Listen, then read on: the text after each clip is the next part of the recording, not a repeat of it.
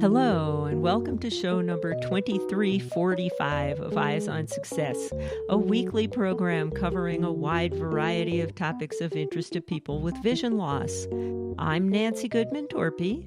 And I'm Pete Torpey. Facebook friendships are but fleeting, so please go back to my meeting. Let's retry, come on and chat. Don't ignore me just like that. Lost my speed and my drive. I'm barely alive.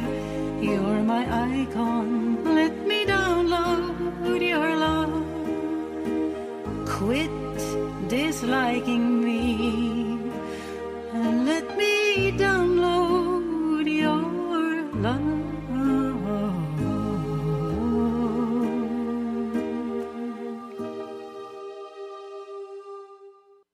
And that was Let Me Download Your Love, which was composed by today's guest, and the backing tracks were made entirely using Band in a Box. Band in a Box is a program that can be used to create complete professional arrangements of songs in almost any style by just typing in the chords. We'll talk with Gudrun Brunot about the tutorials that she and Roy Robinson developed to help users navigate the myriad of features and enable them to effectively use the program with special JAWS scripts written by Pete. But first, for our tip of the week. This week's tip comes from Gudrun Brunot. I go nuts over the way that the files in a directory keeps going to the reverse order and everything, and I just realize what to do. So if you are in the directory that are in the wrong order and you want it to have alphabetical order again, when you are in that list, just hit tab once and it says name. Hit enter and it reverses. I tried all kinds of things before that, and I thought, oh my God, that's so easy, I didn't know about that. I usually go to Alt-V in the View menu, and that has a lot of complexity in there sometimes. You're not exactly sure what you're doing. Exactly. So you understand what you're doing. So you go into the directory and you're just on a file name, hit tab, and it says name, hit enter, and voila, it's switched. And for any of our low vision listeners who still like to do things visually and using a mouse or a touchpad or whatever, what Gudrun said translates into, if you click on the name where it says NAME, name at the top, that'll come out in either forwards or reverse order. And if it's in the one you don't want, you just click on it again.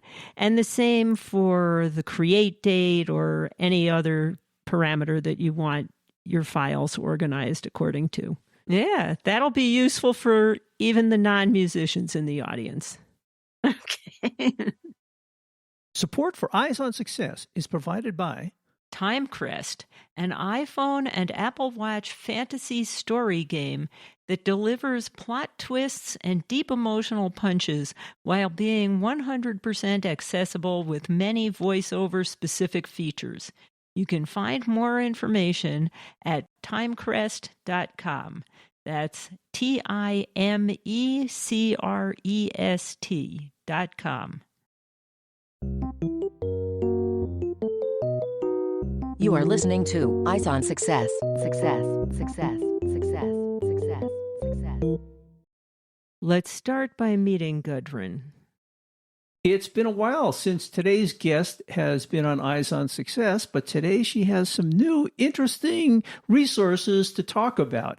But before we get to that, Gudrun, maybe you can tell people a little bit about yourself and who you are. Okay, I'm Gudrun Brunot. I'm Swedish by birth. I have lived in the States since 1981, and I presently live in the state of Washington in the Methow Valley. I work partly as a translator and telephone interpreter, I should say. And let's see, sometimes I also do Zoom interpretations. I occasionally have voice students. I'm a radio host, do a weekly radio show on our local station, KTRT 97.5. The show is The Woman in Black. I read a story as the main focal point there, and then I have music and announcement and so forth with that. So that's kind of what I do. And that's kind of what we talked with you about the last time you were on Eyes on Success. Oh, I guess so, yeah. Well, in addition to that, I have been working on band-in-a-box tutorials. Which is what we'll be talking about today. Right. And you do all of this without vision. Yes. Support for Eyes on Success is made possible in part by our corporate partners. Find out more about partnership opportunities by sending an email to hosts@eyesonsuccess.net. This week's focus topic is the tutorials that Gudrun Brunot and Roy Robinson have developed that teach you how to use Band-in-a-Box with the special JAWS scripts written by Pete. Well, Gudrun, before we get into talking about the valuable tutorials that you put together recently, maybe you can tell people a little bit about what Band-in-a-Box is and how it can be used by musicians. It is an accompaniment generator. That's probably the shortest and sweetest way of describing it. But it has all kinds of features. It has over probably 9,000 styles or more, and in all kinds of genres, country, jazz, folk, ethnic world. So you can learn, you set up a song frame, and there are all kinds of parameters. You can change volume of a certain track. You can set the reverb if you want more reverb, and you can record audio. You can add, it has MIDI styles and it has real styles. And real styles are styles that are recorded by musicians in the studio. But they can be tweaked and changed and key up and key down and so forth. I think Band-in-a-Box is a really powerful tool, and I know Pete has been on their beta testing team for many years. Have you been also? No, I haven't. I want to mention here that I don't think we would be able to do anything of consequence with Band-in-a-Box without Pete's JAWS scripts. So thank you, Pete, for those. They are invaluable. Yeah, unfortunately, Band-in-a-Box is not accessible with a screen reader out of the box, but I did put together those scripts a long time ago, and I try to maintain them for every version. But the work you did in putting together these tutorials really teaches someone how to use all the features of Band-in-a-Box with a screen reader, because it isn't easy. I basically use Band-in-a-Box for some of its simple capabilities. For example, I'll type in the chords to a song that I composed. I'll have Band-in-a-Box generate the parts for the guitar, drums, etc. And then I will import that into another DAW or digital audio workstation to put on the reverb and other effects, and then perhaps an improvisation and other instruments. But with the tutorials that you put together, you really show people how they can do a lot of that within Band-in-a-Box itself, right? That's true, yes. What topics do you cover? We cover all kinds of tutorials. For example, how to use how a song can have an A part, a B part, even a C part. Well, in Band-in-a-Box, it lets you have A to H, so if you have an intro that has something special about it, that can be the A part. Usually it's not, it's just the intro, but you can have a main verse, you can have a bridge, and you can have a second verse that leads up to a bridge that's a little different. and maybe you have something fun before the ending. And we talk about recording melody and lead-ins, and the settings and actions function in Band in the Box is huge. It's a sprawling labyrinth of menus and sub-menus that is overwhelming. But I try to sort of bone that fish for people so they can approach it in an orderly fashion. Well, it really is overwhelming, and that's why when I put together these scripts, I basically covered some of the basic functionality. Will it read out the chords? Will it navigate as you navigate around? Can you get to some of the menu items? But really, there's a lot more to it, as you say. And if you could see the screen, which is very densely packed with visual items, it's probably easier with a mouse. But if not, fortunately, they've been putting in more and more hotkeys over the years to be able to perform some of these functions. But there are a myriad of those hotkeys. There are. We have updated the hotkeys function list. That actually, it's a function hotkey, so that if you want to do this, what key do you press? And so I have organized that a little bit more, and I have put headings for easy navigation for JAWS users, so that you can jump, to some of these things. And I have included new hotkeys that have been implemented by PG Music. Yes, they have been working with us recently to add some of that functionality through the use of hotkeys so we can actually use the program. And we should clarify, PG Music is the author/vendor of Band in a Box. Right. I'm curious, Gudrun, what prompted you to put together these tutorials in the first place? The reason why I started making tutorials was that I needed them myself, obviously. And we have so many super duper audio producers in the VI community, the visually impaired community. And so I thought one of these super dupes was going to make tutorials, and I was waiting for that. It didn't happen.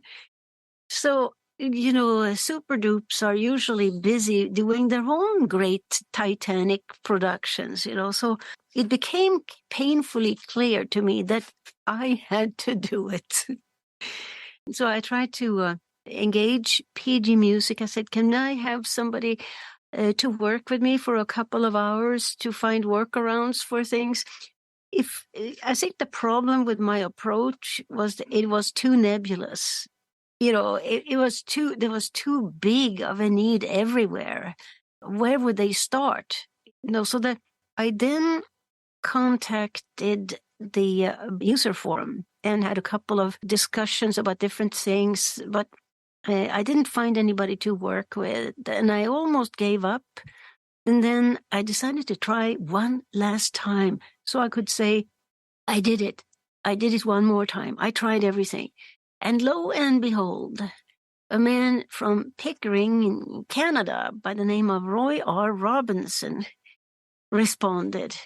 And he has been so wonderful. He worked with me. We get together on Skype, a couple of times a month and work on things. And he is very analytical. And he is sighted, of course, and he can tell me what's supposed to be happening and what you're supposed to be able to do. And that helped me immensely trying to figure out how to make it possible. And that really is part of the problem. There are so many different functions in Band in a Box, and the documentation is so extensive that you almost don't know what's possible. Or if you're looking for a hotkey, they have them all listed there in their documentation, but scouring through the hundreds of hotkeys to find the one that might be useful for the task that you want to perform isn't very efficient. So I remember you sent me your first tutorials, and they were sort of at an introductory level. And I'm guessing this second set of more extensive tutorials is more task-oriented in terms of doing more complex functions. Yes. Can you outline both sets and what they include? Yeah, the very first stuff I did was mini tutorials, and they are sort of included in the first bundle. The first bundle has a little bit about the style picker, like all the tabs, what they do, 4 methods of copying, and I think I build a song there. I can't remember what the last thing in there. I think you showed people how to build different song forms in that first tutorial. Right, yeah, that's what I did. And now this second tutorial has, of course, first we have where to get help. Then we have the PG Music update that talks about what improvements have been made to the style picker. And there are, you can now easily see, you tab forward past the refresh button and you see the first button that says button, and you click on it with the space bar and you can see genres, subgenres, and all the categories. You tab again and you have you have all the other, like the feel, the time signature, and so forth. And then I have the let's make the song form, the A, B, and C things that you can do. Recording melody and lead-ins. Then I have the settings and actions, and that includes adding super MIDI tracks, utility tracks, audio loops, real drums. And then I have playing and editing, which includes part markers, the handy clipboard, the play function, which is, there's 3 kinds of plays you can do: search and replace. Then the next section is, what is it? 6, I think it's microchords. 7 is multi-riffs. Topic 8 is the audio chord wizard. And we have that, even though there are 2 ways of having chord wizard. One is totally inaccessible with the newer Band in a Box. If you have an older Band in a Box version, it's a little bit accessible. And I have it there so that you can see what you're able to do, so you can tell a sighted person what to do. Then we have audio harmony. We have song finding and creating. We have song and style set lists, recents and favorites, etc., so that you can create favorites according to different criteria. Let's say that you're working on the song Across the Great Divide, and you find a style. Oh, that would be nice. So you can save that in a set list, call it Across the Great Divide, and maybe you find another style, and you can maybe you find a style that sounds really creepy and you like to have that for a sound effect, so you can save it under sound effects or atmosphere or whatever. So you can organize your favorites. Yeah, that are basically the topics. And then under there, I liked with the style, with the actions and settings, we have the subtopics. Almost all of them have subtopics. That's why we have 31 instructional audios in there. So each of these tutorials is spoken audio. Yeah. Are you the speaker? Roy, some of them, and some of them we're both on. Sometimes I'm answering questions and sometimes he does. And you mentioned that in the first tutorial, I can't remember, it's been a while, but I believe there were some text files to help you along with the hotkeys and some instructions. Yeah, I have that here too. I have 19 files that consist of SGU and some MGU files and some documents. And those MGU files are specific to the BIAB, Band in a Box program. Yeah, and so is the SGU. Right. And then I have then some documents, including a huge function hotkey list. Of course, you can search with JAWS for a function in there too, but I do have headings in there so that you can jump to the multi-riff hotkeys or, stuff like that. Well, that sounds like a very valuable resource, not only for people to get started with using Band in a Box with a screen reader, but also for finding out about some of the more complex or innovative features. Are these functions that you talk about in the second tutorial reasonably accessible these days? Because I don't think I've scripted many of those things. They are. Yeah, first of all, PG Music have connected us with one of their own people in the documentation department. And when I say that this function is no longer working, she conveys that to the programmers. She has put hotkeys wherever she can in, for example, the multi-riffs. The multi-riff is the one where you can take another guitar real track instead of what's there. You can do it just for a certain set of bars. So if you want to have a different track on bar 8 through 13, you can do that, and she has done an amazing job. There's a lot more hotkeys. Yeah, you've included me in some of those conversations, and I must say that was a very valuable connection. She was great to interface with, and she was very accepting of ideas that we had for making the program more accessible. Yeah, she's been wonderful. We appreciate her greatly. So some of the more challenging ones for me were the micro chords and the multi riffs and the audio harmony. But I thought those are things that people are going to want to do. So you mentioned microchords a few times. Tell people what microchords are. You know how in Band in a Box you can do in one bar you have 4 beats, and you can have normally one chord spans beats 1 and 2, another chord spans 3 and 4. Well, if you use the comma, you can have a chord on every beat. Well, with microchord, you can have up to 4 chords on every beat.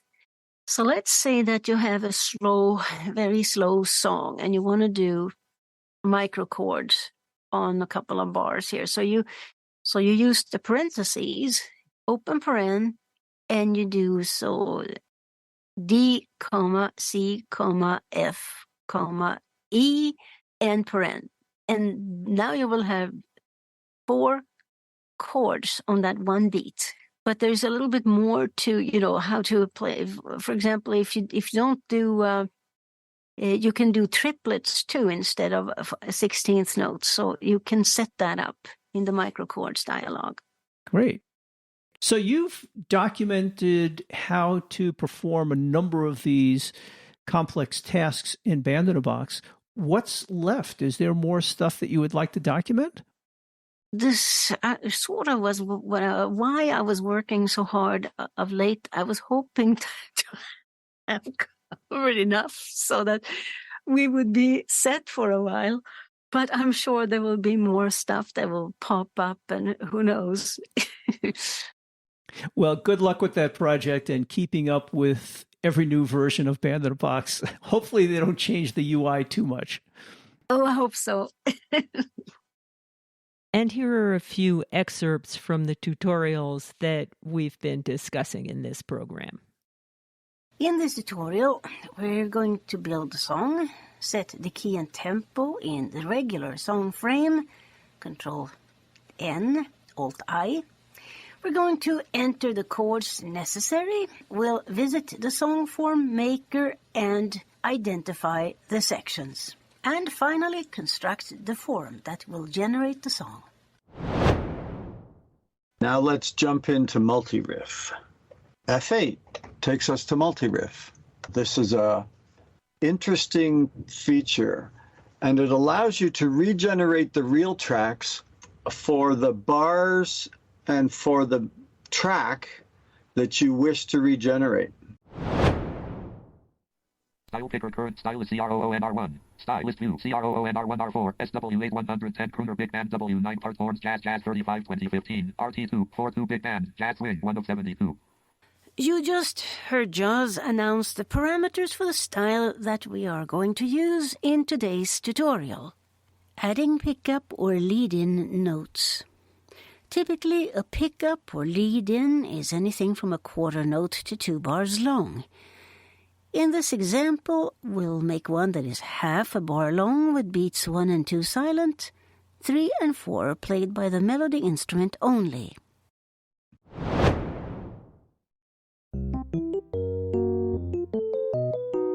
You are listening to Eyes on Success. Success, success, success, success, success. Now for this week's final item, how to learn more about the tutorials for using Band in a Box with JAWS, how to get them, how to contact Gudrun Brunot, and also how to get the JAWS scripts that you can use when working with Band in a Box. Anyway, Gudrun, if people want to acquire your tutorials, either the first one or the second one or both, how would they do that? You can just simply email me, Bruno Gudrun, that's BRUNOT GUDRUN @gmail.com, and I accept PayPal, and the price for bundle 1 is $25. The price for bundle 2 is $50. And so you can, if you want both, it's $75. And then what happens is I create, I go to WeTransfer, and I upload the file there for you, and I email you. You know, once I receive the PayPal payment, I email the customer, and I put the customer's name in the WeTransfer, and the transfer takes place, and the client can download the bundle and unzip it. And if anybody's interested in your translating or interpreting or music or any of those other things you said you did in the introduction, can they visit your website? Absolutely. It's GudrunBrunot.com. GudrunBrunot.com. And I have tons of samples there. And my free JAWS scripts are available at my website, torpey.info/BIAB JAWS You can find all of those links to the information we talked about and the contact information in the show notes associated with this episode, which is episode 2345, at our website, www.eyesonsuccess.net. That's it for today's show. Next week on Eyes on Success, we'll be talking about Desmos tools for mathematics. Desmos Studios offers a variety of accessible software tools for working with mathematics, including scientific and graphing calculators, a matrix calculator, and a new 3D calculator. We'll talk with accessibility specialist Stephen Clower from Desmos about how they came to make these tools accessible and about how they work. And as retired scientists ourselves, if you're interested in STEM, these are very useful tools. So we hope you'll join us next week for that episode. You've been listening to Eyes on Success, hosted and produced by Nancy Goodman Torpey and Peter Torpey. You can access the full archive of previous shows, subscribe to the podcast, and much more by going to our website, www.eyesonsuccess.net. If you have questions about anything you've heard on the show or have suggestions for future shows, send an email to hosts@eyesonsuccess.net. Thank you for listening and have a nice day.